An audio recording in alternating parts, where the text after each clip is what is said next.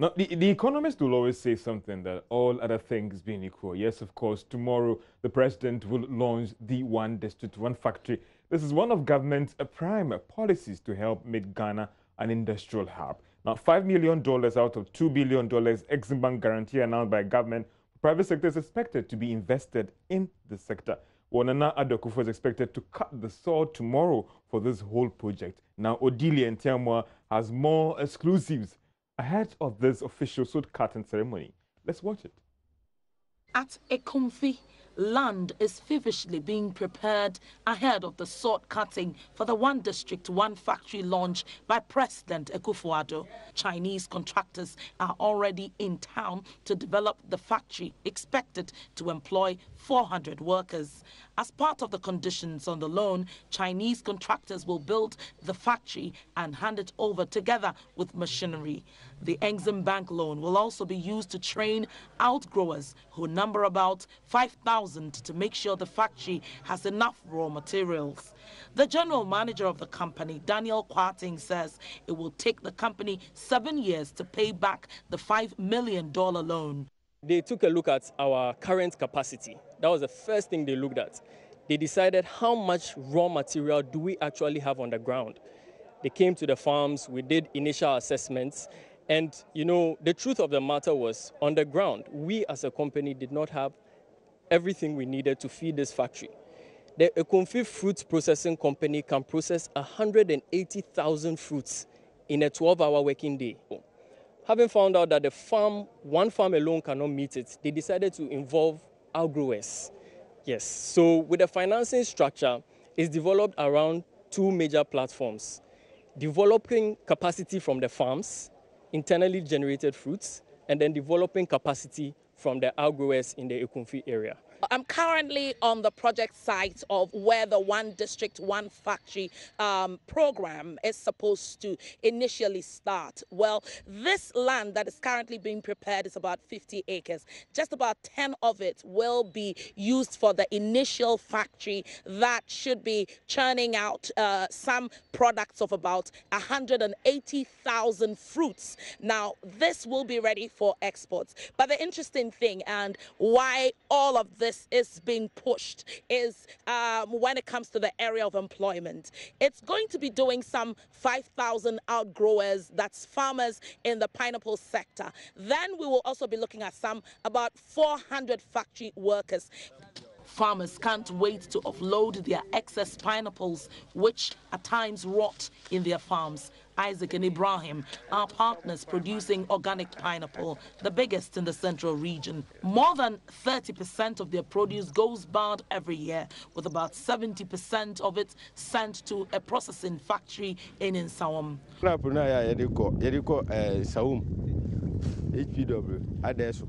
We send our produce to Nsawam. They take 70%. Then the rest is taken by market women, but majority gets rotten.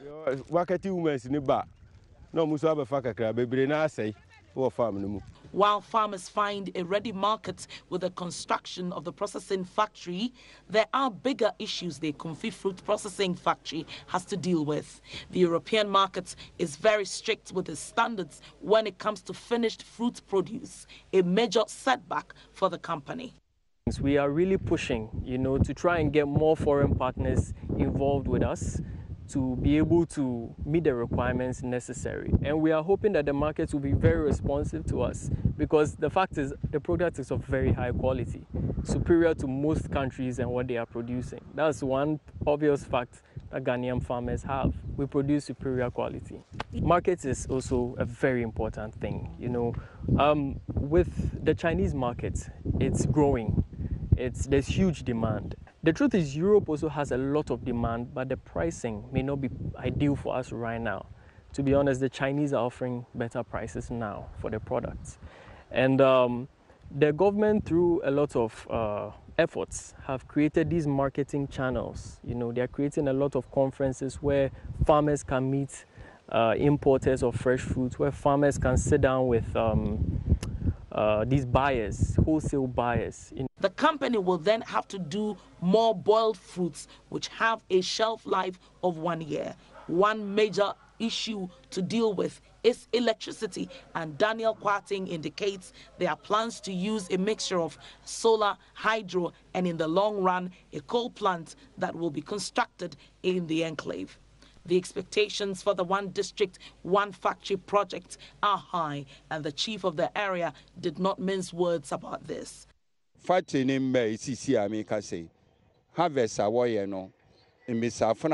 current state is that people really cheat the farmers. Some don't even pay. I think this will be a thing of the past.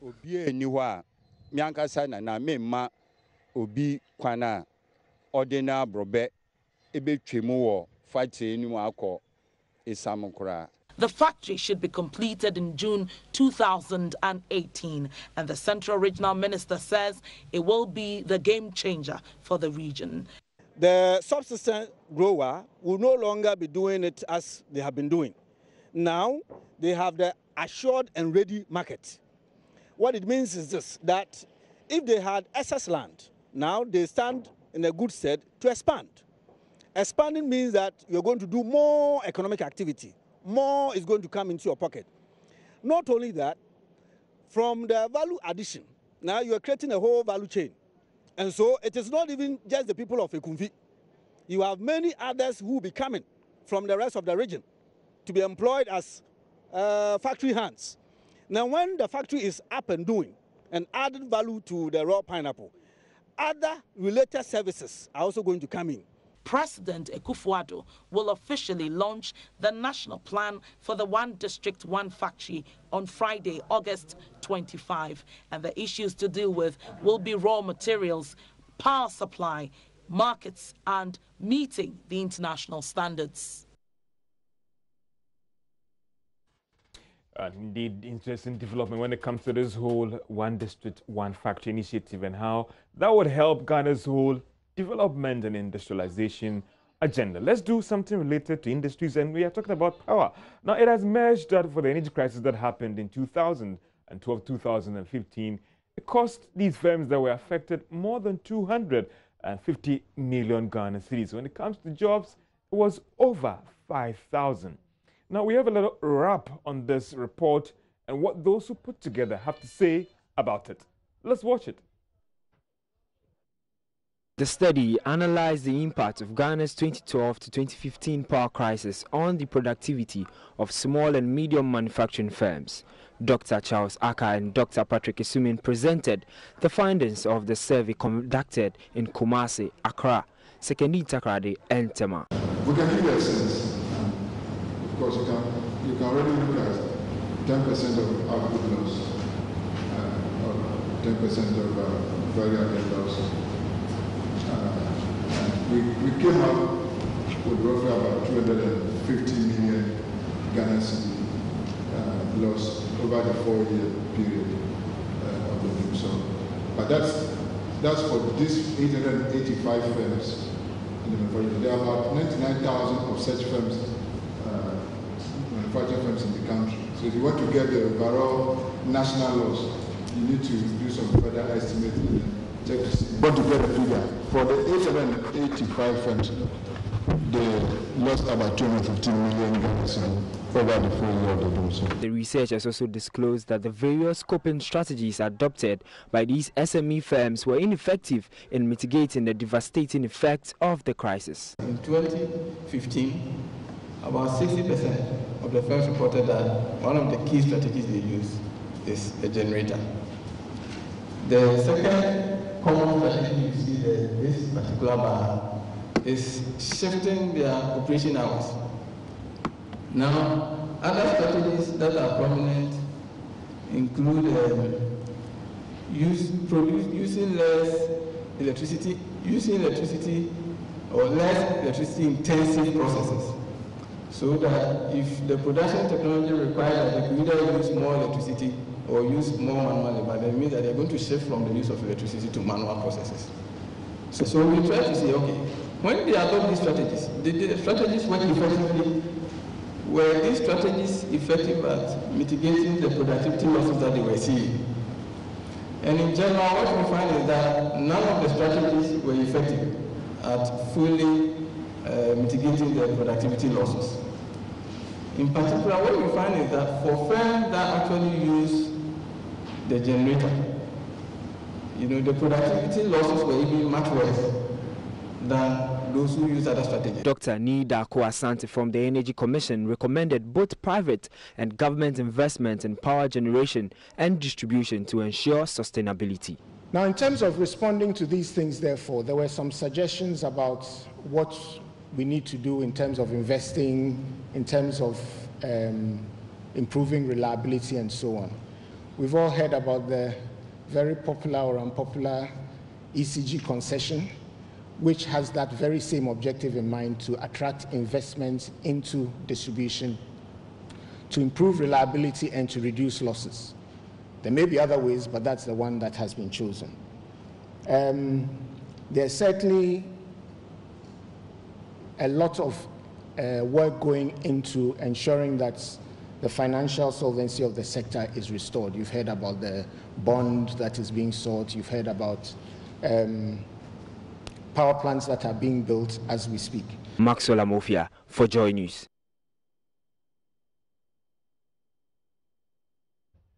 So that was a report put together about the recent study by Institute of Statistical, Social and Economic Research that showed that actually the energy crisis resulted in firms losing over 250 million Ghana cedis. Let's get onto the line and speak to the Chief Executive of the Association of Ghana Industries, AGI. Find out from them, what do they make of this report and whether something can be done. Good afternoon, Mr. Sechuma Kabwa, and you are welcome to Marketplace. Let me first ask you, were you surprised about the findings of this report? Well, George, to be honest with you, it's not a revelation, but we were not surprised at it because it's something that AGI kept complaining about, that we have challenges in the system, challenges with the electricity, and it's having a very serious negative to our industry. So we're not really surprised. For you, let's look at the outlook. Do you think that a lot has been done to convince you that going forward we wouldn't witness any energy crisis, or there are still challenges? Well, there are still challenges with respect to the cost. In terms of the supply, we've had significant improvement.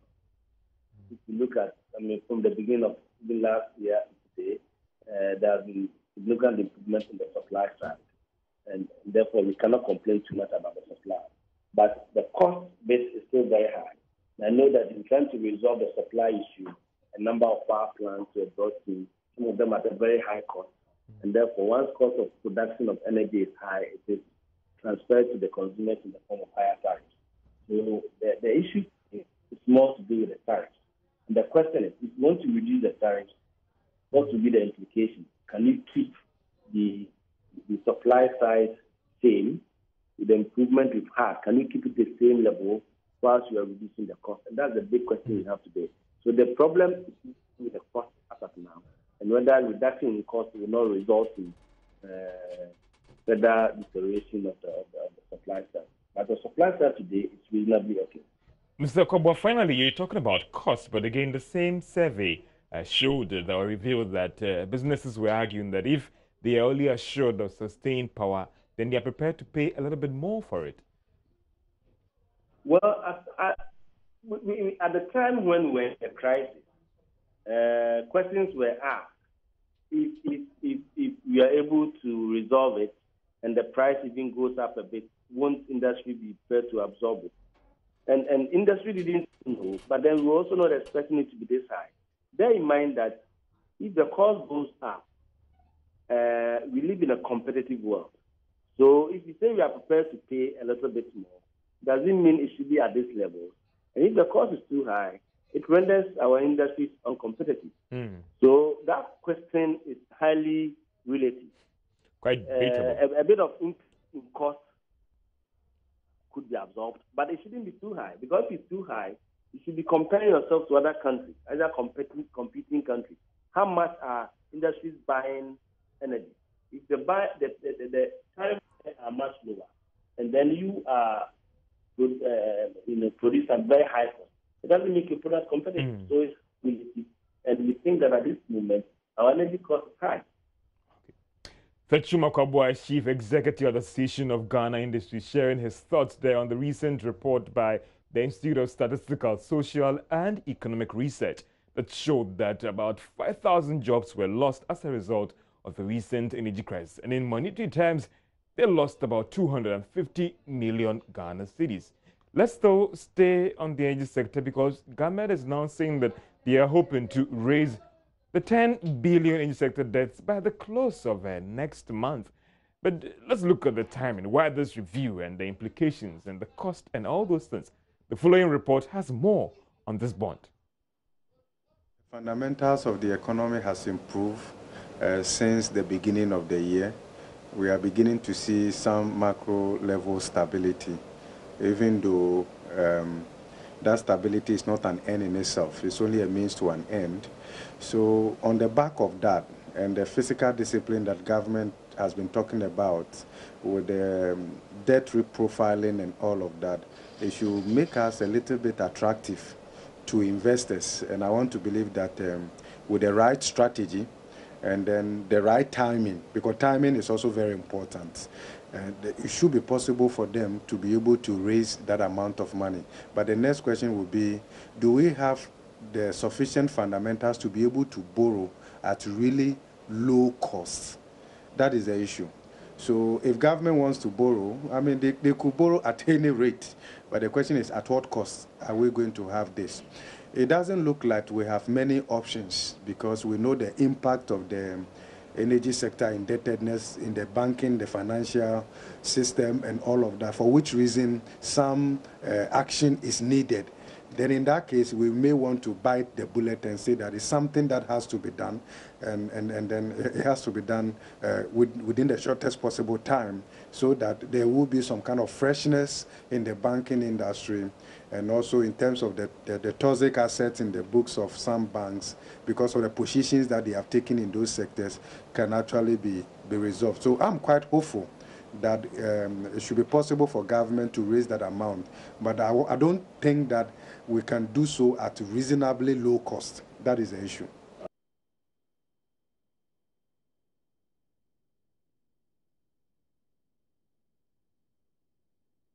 So that was Professor Bobkin actually sharing the thoughts on the implications of the energy sector bond that government is hoping to raise next month. They are trying to close it. It's 10 billion Ghana cedis. Now, let me tell you, those people who are actually waiting badly for what they'll get from this bond, the energy sector debt is valued at $2.5 billion. There are some banks who are also not in good position, and they're actually making or looking forward badly to this bond so they can use it to clear their books. So for a lot of people, you know, this bond has to be played right now so that, you know, they get their money. So they're waiting fervently towards this whole bond being closed and raised actually to clear this debt, $2.5 billion debts, and also the fact that hoping to raise 10 billion cedis. Now, this is actually what they are looking at.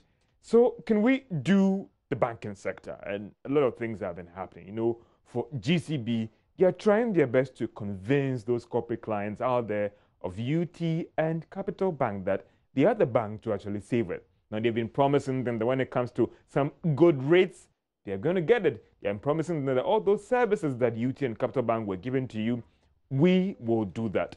Let's hear from the Chief Operating Officer after an engagement with these clients today about what he thinks or he believes that they would assure them they will be a client. They will offer them the best. The changes that we've made in terms of the service culture within our branches. The concern that people have had been the long queues in GCB branches. And I can show you that I've indicated to them all the channels of service that we've provided to allow convenience, customers to transact their businesses in a convenient way. As I indicated, we have over 280 ATMs across the country, from which most of our customers can withdraw their funds. We also have a mobile banking service where you can transfer money funds to your friends and family, as well as your customers. We also have a very robust internet platform which will allow you to be able to even make payments to your customers, your suppliers, from the comfort of your office. your customers don't have to have an account with GCB. They can have an account with another bank, and you can still send money to them through the internet platform. So we've introduced an array of services which now provides the convenience to our customers. As a result, customers don't go into the branches. So as I've indicated to you, most people have not visited GCB branch in a couple of years. I'm entreating all our customers to basically visit, or the public to visit a GCB branch and then experience the service, the new service. Shares that is dwindling, what are you doing to bring it up? Well, definitely we are in a period where we are integrating the business. We have assumed the liabilities and select assets of the two institutions. Once we are integrating both institutions, and we hope to extract value out of this, and definitely the share prices will come back up. So that was the Chief Operating Officer sharing some thoughts with us on the assurance, the fact that you get some good credit if you should turn to GCB. Let me turn to my colleague, Ebenezer Sabute, who was at this meeting. So tell me, what about the corporate clients? What were their concerns, and did they leave the meeting being satisfied that indeed we want to stay with GCB? Exactly, a good question here about satisfaction. Yes, I engaged some clients, and the issue was that, especially those who are into trading and other key businesses, they are like, whenever we are transferring our monies, because we are still on the defunct bank's platform, it becomes difficult doing transfers and international transfer. Therefore, we are here for you to tell us something. But afterwards, I engaged some of them. They were like, okay, for now, they've assured us that they are doing everything to transform us onto the new platform. So they are okay. But let me also put this out, that GCB has given them a 6-month ultimatum, that after that 6 months, they'll do all the integration and bring them to the GCB platform. But for now, they are doing trading on their... We'll be hearing more on that one. We will introduce the video very soon. But again, I understand that UT operates on a different banking platform, and also Capital as well operates on a different banking platform. And this will be a major challenge, whether they're trying to put these two banks together. Exactly. And then the issue of their checks also came up, but the GCB officials were like, we are in talks with the Ghana Interbank Payment System and the Bank of Ghana. So all these issues are going to be... So things are under control. Let's listen to those corporate clients and what they have to say. I'm okay with the response. Obviously, GCB is a bigger bank. My fear was the fact that they were quite slow in terms of their reactions or transactions with customers. But with assurance from the MD, I believe that was my fear.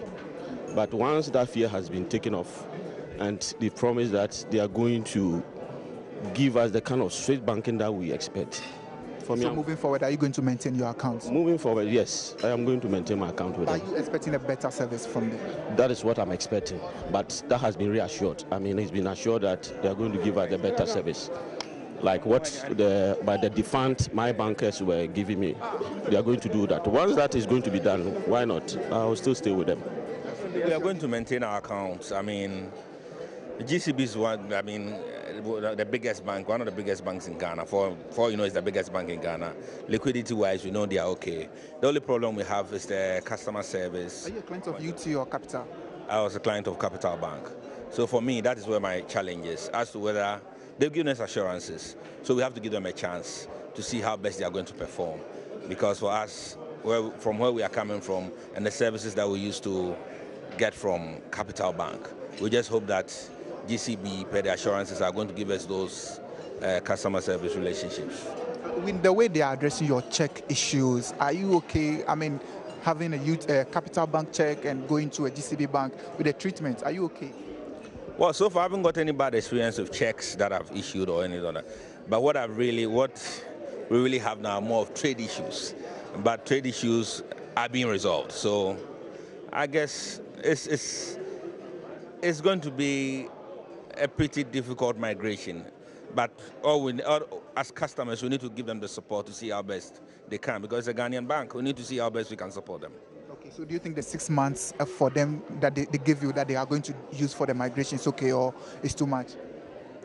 Well, I feel 6 months is okay. It's okay. Yeah, we'll just give them the time. It should be fine. In banking, they say it's all about numbers, and those clients have set their conditions for GCB. Well, let's do the business fun, and today we focus on the featuring Desiree Melake, who is into this whole online food business when it comes to pizza. Let's watch it. Deciding on what to eat is an everyday routine. Many a time you have a craving but decide to settle on something else because of distance. And even when you make it to the food joint, depending on what you want, you may have to wait several minutes, even hours. It can become a chore sometimes. Then I was working in Tema and I lived in Adenta. So often when I close from work, I order food to pick up at East Legon. Usually when you get to the restaurant, you wait for a long while, you don't get your food. You ask the waitress there, they will tell you they've not seen your order, like back and forth. It was this experience that got Desiree Amaleka to start Pizzeria, an online food ordering and delivery service, but he had no IT background. He used to work in a bank, but that didn't stop him from researching and speaking to friends about his idea. Soon, the online platform would be built. Pizzeria has got a web page and an app. This is a logo. It's like a pizza running, a hot pizza on a wheel. Okay, Play Store, you say. You type Pizzeria. Okay, Play Store. Okay. So now I already have the app installed on my phone. Now click on the app. So the app is trying to get to my location and display the restaurant nearby. So these are the restaurants nearby. Once you make the choice of what meal you want, you have the option to get it delivered to you or pick it up yourself. You can pay online too. Yes, we can do that for you. So you want me to love it? They say pizza is lovely. I just wish it had mine very, very soon. Well, too soon, we have to draw the curtain down. It's Thursday afternoon. The good thing about Thursday is I just have one more day to the weekend. Let's begin the countdown. Have a good afternoon.